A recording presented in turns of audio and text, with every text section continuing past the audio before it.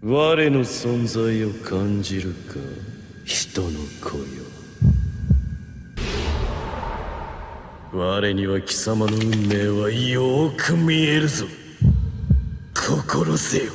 その青き瞳はいずれ貴様から全てを奪い去る。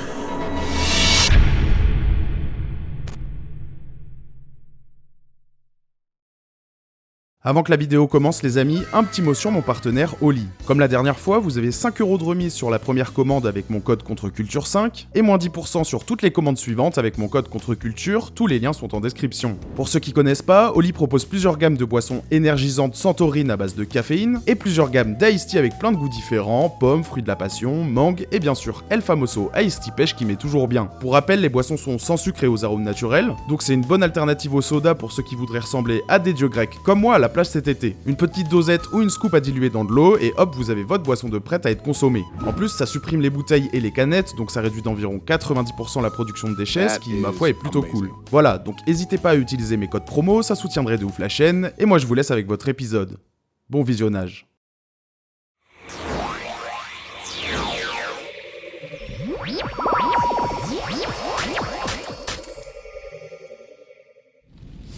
Momoshiki est beaucoup trop sous-coté. Hashirama pourrait solo Momoshiki fusionner, Naruto et Sasuke ado auraient massacré Momoshiki ou encore Momoshiki s'est fait soulever par un genin de 12 ans, vous imaginez pas le nombre de commentaires ou de discussions que j'ai vu sur ça. Vraiment les gens savent pas doser. Alors historiquement j'ai un peu la réputation d'être un bandeur de la new gen Naruto, mais dans cette vidéo je vais vous expliquer mon point de vue et si vous êtes pas trop têtu, normalement à la fin, on devrait tous être d'accord pour dire que Momoshiki ne mérite pas cette réputation frauduleuse qui lui colle parfois à la peau.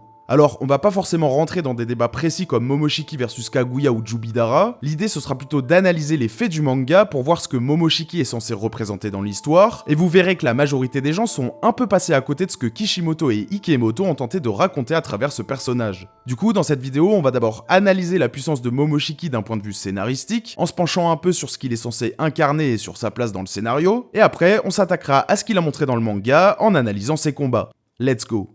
Alors, pour commencer, je vais être obligé de bien développer le point le plus important pour évaluer la puissance de Momoshiki, le fait qu'il soit censé représenter une menace pour Kaguya. Et vous pouvez interpréter ça comme vous voulez, le scénario insiste sur ce point à de nombreuses reprises, donc qu'on pense que c'est un indicateur de puissance ou non, c'est pas le sujet pour l'instant. Ce qui est important de comprendre ici, c'est que dès la publication de Naruto Gaiden, soit moins d'un an après la fin de la publication de Naruto au Japon, Kishimoto nous parlait déjà d'une menace Otsutsuki qui semblait effrayer Kaguya. Au début, c'est juste une hypothèse que Sasuke fait en se rappelant de ce que lui avait dit Zetsu Noir au chapitre 679 de l'œuvre originale, quand il explique la vraie raison de la création de l'armée de Zetsu Blanc. Dans Naruto Gaiden, Sasuke explique que d'après ses recherches, il est possible que quelque chose de plus effrayant que Kaguya elle-même l'avait poussé à se préparer. Sakura et les Kage enchaînent d'ailleurs en qualifiant cette menace de similaire à Kaguya. Bref, ce qu'il faut comprendre ici, c'est que Kishimoto veut faire planer une menace du calibre de Kaguya sur le monde shinobi. Et ça, c'est dit dans le manga, dans l'anime et dans les romans canon. Bref, ça implique une volonté des auteurs,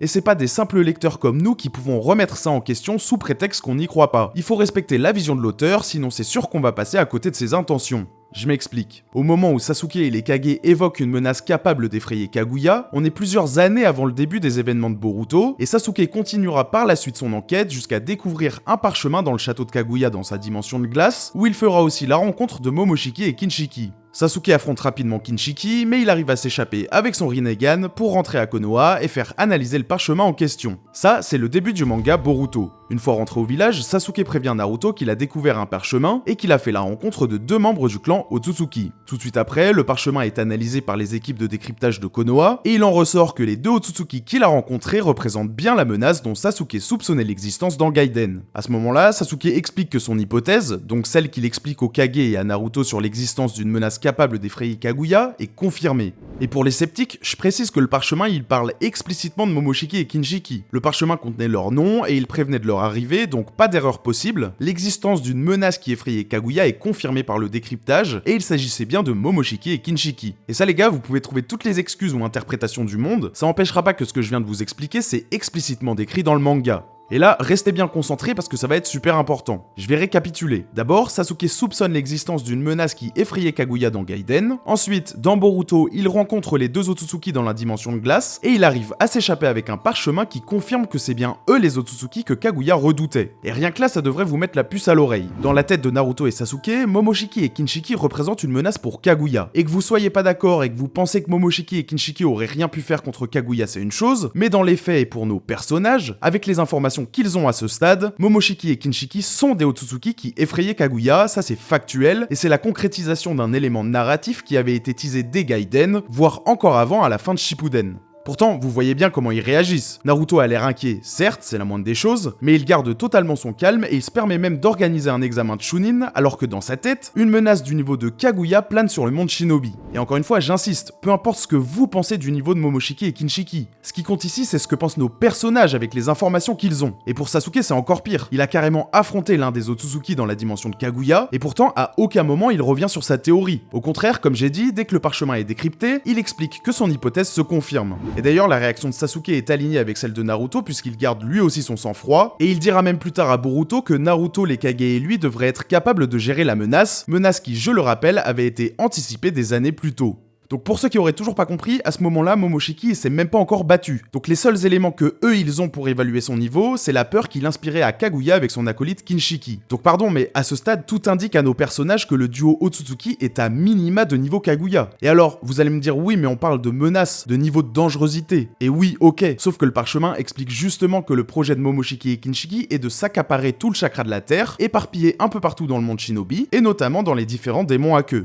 Or, toute l'hypothèse de Sasuke confirmée par le parchemin, elle reposait sur le fait qu'il existait des personnes capables d'effrayer Kaguya, malgré sa puissance exceptionnelle, donc là on est bien dans un contexte de puissance. Surtout qu'à l'époque de Kaguya, tout ou quasiment tout le chakra était enfermé en elle-même. Donc si elle redoutait leur plan, c'est bien qu'elle craignait la possibilité qu'ils soient capables de lui voler tout son chakra par la force. Et encore une fois ici, il s'agit pas de savoir s'ils auraient vraiment pu, mais plutôt de remettre les choses dans leur contexte. Et j'insiste vraiment sur le fait que nos héros à ce moment-là, ils connaissent même pas encore le vrai niveau de puissance de leurs adversaires. Et pourtant, ils restent confiants. Donc ici, il n'y a pas 36 niveaux de lecture. Ce que l'auteur tente de nous faire comprendre narrativement, c'est que Naruto et Sasuke se sentent capables d'affronter des menaces qui sont à minima relatives à Kaguya. Et ce que je viens de dire en a sans doute choqué certains, mais pour moi c'est clair et net. Cette confiance de Naruto et Sasuke vis-à-vis d'une menace au minimum comparable à Kaguya, elle est lourde de sens. Elle prouve juste que Naruto et Sasuke n'ont pas peur d'affronter ce type d'adversaire le moment venu. Et je rappelle que ça fait plusieurs années qu'ils s'attendent à être confrontés à un scénario comme celui-là. Donc voilà, pour être clair, on a Naruto et Sasuke qui sont confiants à l'idée de se farcir une menace de niveau Kaguya, ce qui implique tout simplement qu'ils ont le niveau. Et ça, indépendamment de la réelle puissance de Momoshiki et Kinshiki, comme je viens de passer une heure à l'expliquer. Parce que, pardon, mais ni Naruto ni Sasuke se sont déjà montrés négligents et à aucun moment dans l'histoire ils surestiment leurs capacités. Au contraire, on voit qu'ils sont super pragmatiques, ils consultent les autres Kage pour avoir leurs avis, ils font analyser méthodiquement le parchemin, bref, ils agissent comme ils agissent parce qu'ils sont prêts à affronter la menace en duo. D'ailleurs, un peu plus tard, quand Ishiki retrouve sa puissance après s'être réincarné en Jigen, directement on a Sasuke qui reconnaît qu'ils ont pas le niveau et il prend la décision de faire gagner du temps à Konoha avec Naruto, quitte à se sacrifier si besoin, le tout toujours avec beaucoup de calme. Pareil, face à Jubidara à l'époque, ils étaient confiants à l'idée de le sceller en l'affrontant en 2v1, et c'est seulement quand Kaguya est apparu qu'ils se sont vraiment sentis dépassés et qu'ils ont commencé à montrer de l'inquiétude. Donc non, ni Naruto ni Sasuke ne surestiment leurs capacités, ils sont bien conscients du niveau de puissance de Kaguya puisqu'ils l'ont affronté, Kaguya que Sasuke décrivait déjà comme plus puissante que Jubidara avant sa stabilisation qui offre à Kaguya un gain de puissance exponentiel d'après Zetsunoir d'ailleurs. Donc là, en principe, narrativement, on a une échelle de puissance assez claire qui se dessine.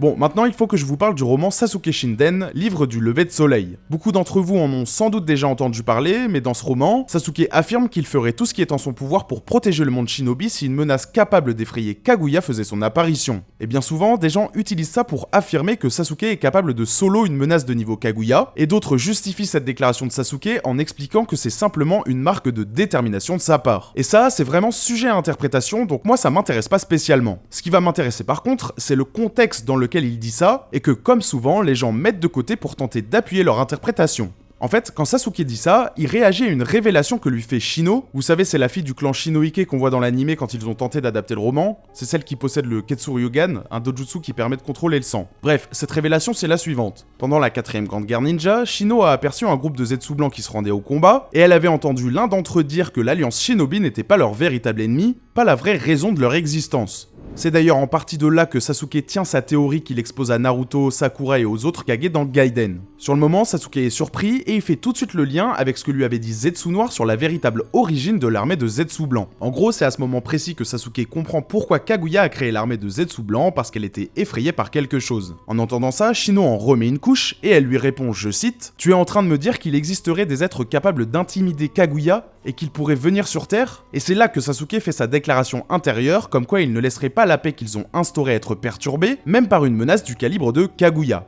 Et là, Shino a dit un truc super intéressant que les gens laissent toujours de côté pour se concentrer sur la déclaration de Sasuke. Littéralement sur la même page où Sasuke dit qu'il ferait tout ce qui est en son pouvoir pour protéger la paix, Shino lui dit, je cite encore, « Tu ne devrais pas essayer de tout porter sur tes épaules, tu m'as dit que tu avais un ami avec qui tu pouvais partager ta souffrance, pas vrai ?» Bien sûr, elle parle de Naruto. Donc les gens qui pensent que Sasuke peut solo une menace du niveau de Kaguya en se basant sur cette seule déclaration sont effectivement malhonnêtes, parce que c'est très sujet à interprétation, mais ceux qui réfutent totalement l'idée qu'il soit confiant à l'idée de repousser ce type de menace le sont aussi, et il suffisait de lire la page en entier pour comprendre le message que voulait vraiment nous faire passer le roman. En travaillant ensemble, Naruto et Sasuke seront capables de faire face à la menace. Et ça, c'est un élément qu'on retrouve très concrètement dans la novélisation du film Boruto. Quand Sasuke et Naruto affrontent Momoshiki fusionné, le narrateur explique que même si Momoshiki fusionné peut les affronter sans problème individuellement, quand Naruto et Sasuke combattent à deux, ils surpassent le concept de 1 + 1 = 2. Le narrateur va encore plus loin en disant, je cite, « Les deux ne faisaient qu'un, l'ombre et la lumière, le soleil et la lune, comme un nouveau pouvoir né de la résonance entre leurs deux âmes. Deux forces opposées à l'origine de toute chose en ce monde, les deux hommes étaient l'incarnation vivante de la légende passée de génération en génération au sein du clan Uchiwa. » Fin de la citation. Traduction, Naruto et Sasuke représentent le yin et le yang, et en travaillant ensemble, comme un seul homme, ils transcendent leurs conditions de simple shinobi et incarnent un concept divin, comme l'avait prophétisé Hagoromo sur la stèle de pierre qu'il avait autrefois léguée à ses descendants. Une divinité à la recherche de l'équilibre en deux ses scindés, d'un côté le yin, de l'autre le yang, toute chose en ce monde est le fruit de l'interaction des deux opposés. Dit autrement, Naruto et Sasuke sont à leur meilleur niveau quand ils combattent en duo. Et c'est ça que le roman voulait nous faire comprendre. Aujourd'hui qu'ils travaillent ensemble, rien ne pourra s'opposer à la force combinée du yin et du yang qu'ils incarnent pour mettre en péril la paix, pas même une menace capable d'effrayer Kaguya. Et on peut même aller encore plus loin et utiliser cette narrative pour débunk ceux qui affirment que Naruto et Sasuke sont plus faibles que leur version ado dans Boruto, vu qu'à l'époque, ils avaient pas encore eu leur confrontation finale, et c'est seulement après s'être réconciliés et avoir brisé les cycles de réincarnation d'Indra et Ashura que la collaboration du yin et du yang a réellement commencé, avec tout le délire du Hokage de l'ombre, de leurs destins liés, etc. Et concrètement, ça a beaucoup de sens de rétablir tous les accomplissements de Naruto et Sasuke en les confrontant de nouveau à leurs plus grands défis, avant de lancer la nouvelle intrigue de Boruto en se concentrant sur de nouveaux enjeux. Parce que, narrativement, c'est à ça que servent Momoshiki et Kinshiki, rappeler aux lecteurs et aux nouveaux protagonistes le chemin parcouru par les anciens héros. Donc voilà, quand je vois des gens dire que Momoshiki et Kinshiki sont pas du tout une menace en termes de puissance, alors qu'ils sont décrits comme tels dans Gaiden, dans Boruto, dans les romans, dans les films, etc., et que même Kaguya les voit comme ça, avec le contexte que je viens de donner, je trouve que ça a aucun sens. Et on pourrait passer des heures à débattre sur Momoshiki versus Kaguya ou plein d'autres sujets du même style, et ce serait sans doute très intéressant parce que pour avoir bien poncé ces débats-là, je vous garantis qu'il y a des bons arguments des deux côtés, mais l'idée ici c'est vraiment pas de parler de match-up, juste de vous faire comprendre pourquoi avec les éléments de narration, les déclarations et le contexte, comparer Momoshiki à un Hashirama par exemple, en partant d'un raisonnement fallacieux ou en se basant sur des éléments de mise en scène, c'est juste complètement à côté de la plaque. Et c'est pareil pour le soi-disant nerf de Naruto et Sasuke entre Shippuden et le début de Boruto d'ailleurs. Puis bon, faut être honnête, quel est l'intérêt pour les auteurs d'insister autant sur la comparaison avec Kaguya si en fait elle a pas du tout lieu d'être? Parce que la plupart des gens qui réfutent l'idée, ils se basent de toute façon sur ce qu'on appelle un argument d'incrédulité. En gros, j'arrive pas à croire que Sasuke et Naruto soient capables de gérer une menace de niveau Kaguya à eux deux, donc ça peut pas être vrai. Sauf que, mon grand, on s'en tape complètement de ce que tu penses. Un argument d'incrédulité, au mieux c'est un paralogisme, et au pire c'est totalement fallacieux. C'est pas parce que vous y croyez pas que ça peut pas être vrai. En plus, imaginez comparer Naruto adulte à Hashirama par exemple, alors que son arc narratif dans son propre manga, c'était de devenir le Hokage le plus puissant depuis le chapitre 1. Juste imaginez comment ce serait un flop pour le développement du perso.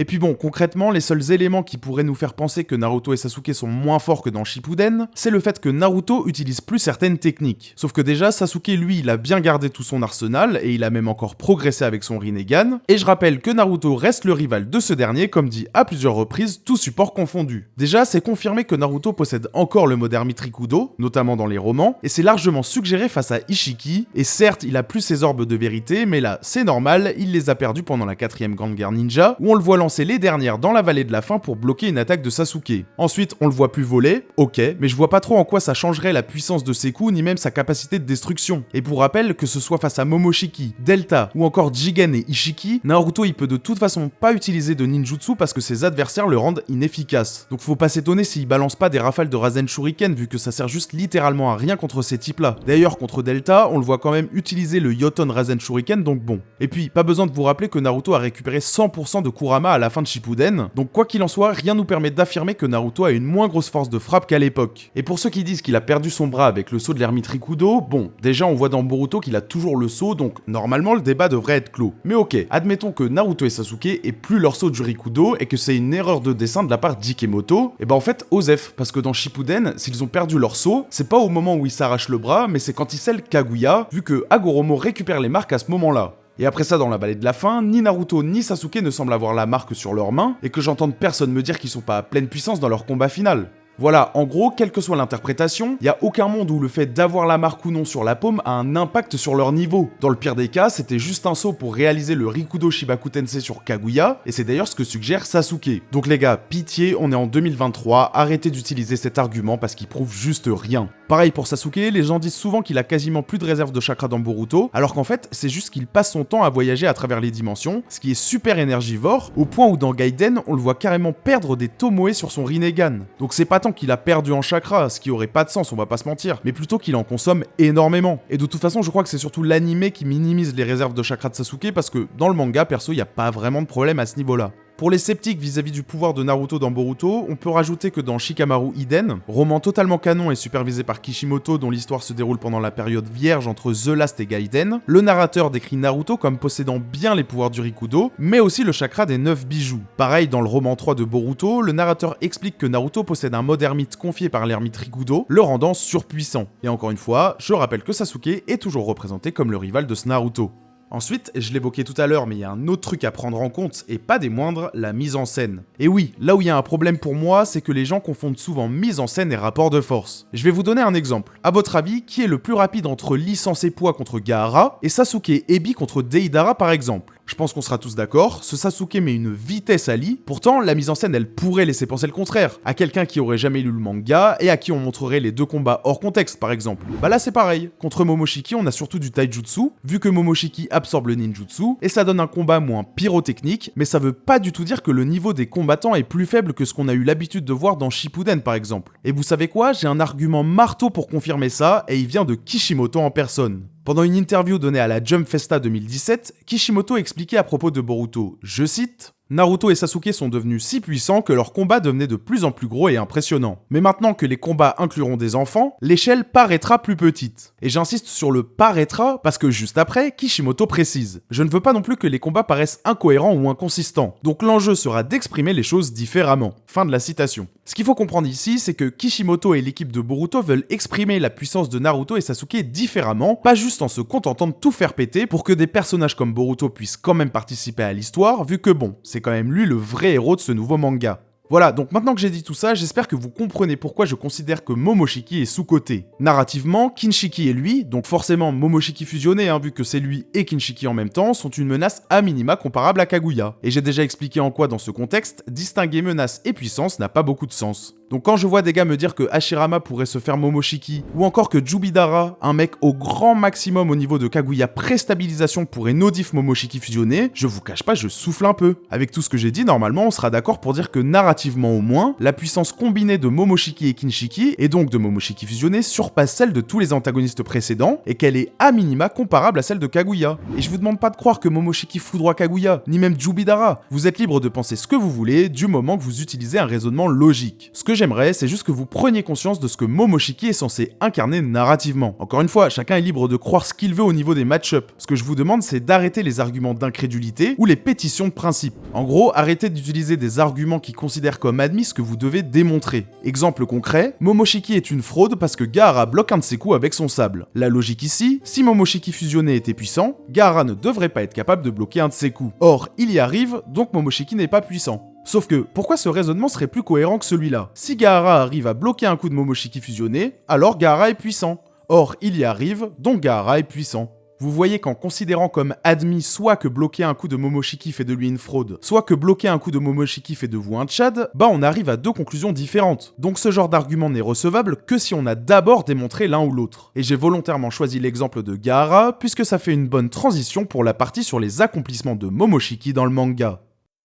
Bon, dans cette partie, on va se concentrer sur ce que Momoshiki a concrètement montré dans le manga, tout en tenant compte bien sûr de ce qu'on a développé juste avant dans la partie narration. Mais avant de nous attaquer au combat, on va voir si l'échelle de puissance qu'on a établie pour Momoshiki se traduit bien dans les faits. Déjà, on voit que Kinshiki rivalise avec Sasuke au corps à corps, et je précise bien au corps à corps car on sait qu'avec Susanoo, Sasuke gagne en statistiques physiques, mais dans la novélisation du film, la force de Kinshiki est qualifiée de terrifiante et Sasuke décide de pas trop faire durer le combat rapproché, et même plus tard avec Susanoo, Kinshiki rivalise quand même. Donc l'un dans l'autre, les deux personnages se ballent. On sait aussi que Momoshiki est le supérieur de Kinshiki, comme on le voit dans leurs interactions, ou encore plus concrètement sur le monument Otsutsuki dans la dimension d'Ishiki, monument qui montre que Momoshiki est au-dessus de Kinshiki hiérarchiquement, comme Ishiki avec Kaguya. D'ailleurs, notons que Momoshiki et Kaguya sont à peu près sur la même ligne, ce qui pourrait indiquer une relativité entre les deux. Et ce serait d'ailleurs assez cohérent avec ce qu'on expliquait plus tôt d'un point de vue narratif. Après, ce qui est bizarre, c'est que Kaguya est représenté avec son Rinne Sharingan, soit post-absorption du fruit de la Terre, et Momoshiki est représenté en forme de base. Donc l'interprétation la plus généreuse pour Momoshiki serait que ce dernier en forme de base est relatif à Kaguya Rinne Sharingan, ce qui placerait Momoshiki fusionné supérieur à cette dernière. Après, comme j'ai dit, ça c'est l'interprétation la plus généreuse, on peut aussi interpréter ça comme étant une preuve de relativité entre Momoshiki et Kaguya tous les deux en forme de base, et potentiellement une relativité entre les deux dans leur forme supérieure, donc fusionné et Rinne Sharingan, même si la différence de leur power-up est difficilement quantifiable, vu qu'on n'a absolument rien vu de Kaguya pré-absorption du fruit, en tout cas pas dans le canon de l'œuvre. Dernière interprétation possible, il n'y a juste pas de corrélation entre les différents duos gravés sur les monuments en termes de rapport de force, et la hiérarchie s'applique seulement au sein des duos. Perso, j'y crois pas trop, mais c'est très sujet à interprétation, donc je vous laisse vous faire votre avis, y a pas spécialement de bonne réponse unique. Bref, dans tous les cas on l'a dit, Momoshiki forme de base est grand minimum supérieur ou égal à Kinshiki, lui-même comparable à Sasuke. Le truc avec Momoshiki, c'est qu'il hard counter tous les utilisateurs de ninjutsu. Avec ses Rinnegan, il peut absorber toutes les techniques à base de chakra et les renvoyer avec 2 à 3 fois la puissance selon les sources. Il peut aussi absorber directement le chakra à la source et le transformer en pilule qu'il appelle Terre Rouge et qui lui offre puissance et espérance de vie. En gros, plus Momoshiki affronte un adversaire avec un gros chakra et des grosses techniques de ninjutsu, plus il est avantagé, en tout cas si l'adversaire n'a pas connaissance de cette spécificité de Momoshiki. Il possède également le Byakugan qui lui permet de voir les méridiens et les Tenketsu, et visiblement aussi l'avenir de certaines personnes comme Boruto, même si c'est visiblement pas très applicable en combat. D'ailleurs, c'est tout l'enjeu du combat contre Momoshiki, ne pas utiliser le ninjutsu pour l'empêcher de gagner en stats. Cela dit, ça empêche pas Momoshiki forme de base de savoir se défendre au corps à corps, on le voit notamment esquiver un coup de Naruto dans son dos après l'avoir envoyé dans le décor avec un bon gros front kick dans la tronche. Après, le taijutsu c'est pas sa spécialité, lui c'est plutôt le ninjutsu, et c'est Kinshiki qui va au charbon au corps à corps en général. Mais une fois Kinshiki absorbé, Momoshiki gagne les stats et les compétences de Kinshiki dans ce domaine pour compenser. D'ailleurs, je vois souvent des gens dire que Momoshiki est soi-disant inexpérimenté en combat, et ça contribuerait d'après eux à faire de lui, entre guillemets, un mauvais combattant, et même si c'est sûr que Momoshiki a zéro expérience en combat contre des shinobi, qui sont spécialisés dans le domaine, et bah Code il expliquera plus tard à Boruto que son kama renferme toute l'expérience de combat de Momoshiki et de ses prédécesseurs, et que d'après lui, la vraie raison du power-up gigantesque de Boruto quand il active son kama version 2, c'est pas juste le gain en termes de stats physiques, mais c'est justement le fait qu'il accède à toute l'expérience du combat de Momoshiki. Donc cette déclaration, si on veut, elle débunk un peu l'idée d'un Momoshiki qui serait un combattant inexpérimenté. Sans compter que dans les récents chapitres de Boruto, Momoshiki confirme qu'il a une grande connaissance du Shinjutsu notamment, ce qui va dans le sens d'un Momoshiki plus expérimenté qu'on pourrait croire. En plus de ça, Momoshiki maîtrise toutes les natures élémentaires de chakra, mais aussi le Kekkei Genkai de la lave, celui du bois dans les films et de la glace dans les romans qui sont, je le rappelle, canons. Et comme tous les utilisateurs du Rinnegan, Momoshiki forme de base peut produire des récepteurs noirs qui perturbent le chakra de leur cible, et il peut les utiliser comme projectiles. Bien sûr, comme j'ai déjà dit, Momoshiki en forme fusionnée conserve toutes les capacités de sa forme de base, en plus d'obtenir celles de Kinshiki. Bon, maintenant on va s'attaquer au combat et je suis obligé de parler des interactions entre Momoshiki et Kinshiki avec les Kage. Parce que oui, c'est un des points qui fait que Momoshiki et Kinshiki passent pour des clowns, et j'admets sans problème que la mise en scène choisie par Ikemoto, Kishimoto et les autres selon le support met pas trop en valeur Momoshiki et Kinshiki de ce point de vue-là. Mais bon, j'ai déjà expliqué pourquoi il faut prendre des pincettes quand on parle de mise en scène, surtout dans Boruto, mais en plus, comme toujours, il faut recontextualiser.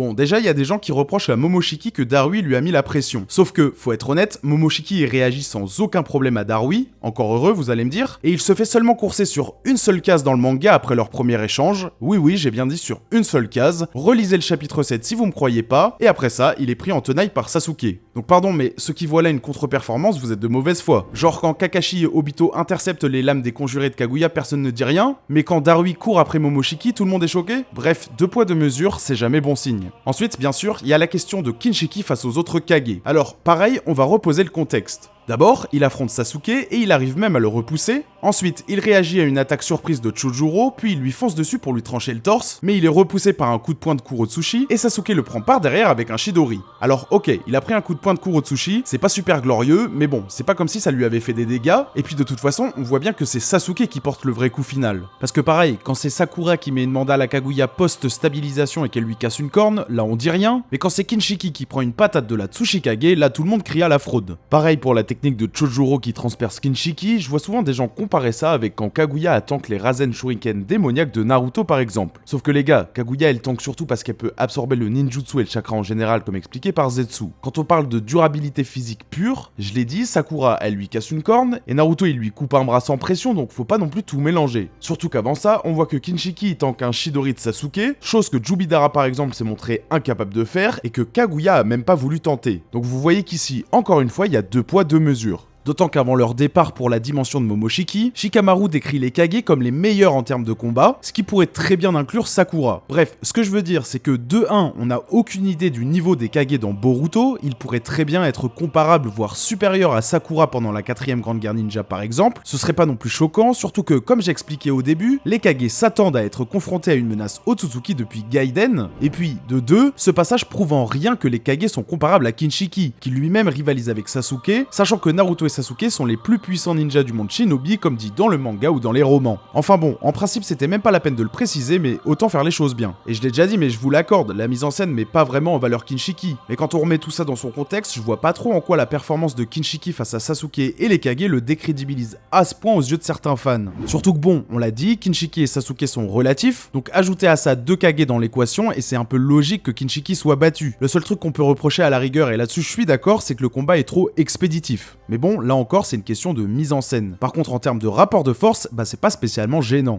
Après ça, on a Momoshiki qui absorbe Kinshiki pour obtenir un power-up. Et on peut noter que juste avant sa transfo, Sasuke il essaye de lui couper la tête avec son katana, mais il lui fait littéralement aucun dégât. Pourtant, on rappelle que même Madara se faisait couper comme du beurre par Sasuke et son katana à l'époque, et plus tard dans le manga, on voit même Jigen qui bloque une attaque similaire de Sasuke. Donc clairement, c'est super impressionnant de la part de Momoshiki, mais bon, j'imagine que certains vont continuer à faire les aveugles. Bref, dès qu'il entre dans sa forme fusionnée, il coupe en deux l'arbre divin de sa dimension juste en déployant son chakra, un exploit qu'on avait déjà vu dans Shippuden, quand Naruto Modermi Trikudo balance son Rasen Shuriken Yoton sur Madara. Sauf que là, c'est même pas une technique de ninjutsu, c'est juste Momoshiki qui flexe un peu son chakra. Après ça, Momoshiki prend de vitesse Darui, Chojuro et Kurotsuchi et il les one-shot. Et alors, oui, Gaara réagit à son coup de poing, mais au final, il se fait quand même foudroyer dans la foulée avec un bon gros middle dans les côtes. Alors ok, Gaara se fait pas one-shot, bien joué à lui, il a réussi à seulement se faire two-shot, mais au mieux c'est impressionnant de la part de Gaara. Pas de quoi le rendre comparable à Momoshiki, juste ça le place au-dessus des autres Kage, rien de plus, rien de moins. Surtout qu'on rappelle que Gaara à 17 ans, c'était un mec qui était déjà capable de bloquer le guillotine drop du 4ème Raikage, il bloque aussi plusieurs coups de Susanoo des clones Mokuton de Madara, et il arrive même à ralentir sa météorite. Donc en gros, vous ajoutez à ça 16 ans d'expérience, dans un contexte où il attendait une attaque Otsutsuki depuis des années, et vous rajoutez en plus un nouveau Kekkei Genkai, parce que oui, Gaara a appris à utiliser le Jiton avec son sable pendant la période vierge, et là vous obtenez un gain de puissance qui est juste inquantifiable. Et puis encore une fois les potos, le contexte, Gaara bloque un coup random avec son sable, mais il se fait quand même rétamer.